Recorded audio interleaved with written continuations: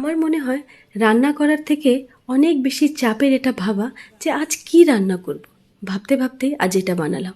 প্রথমে টমেটো, আদা, ধনেপাতা স্টেম ও শুকনো লঙ্কা একটু ফুটিয়ে নিলাম। ঠান্ডা হওয়ার পর আরও কিছু ধনেপাতা মিশিয়ে নুন দিয়ে একটা পেস্ট তৈরি করলাম। এবার তারকা প্যানে একটু সর্ষের তেলে হিং ফোড়ন দিয়ে কাশ্মীরি লঙ্কা গুঁড়ো দিয়ে চাটনিটাতে ফোড়ন দিয়ে নিলাম। এবার ক্রাস্ট করা পনিরে ধনেপাতা কুচি, আদা কুচি, লঙ্কা কুচি, পরিমাণ মতো নুন ও একটু ভাজা মশলা দিয়ে একটা পুর তৈরি করলাম।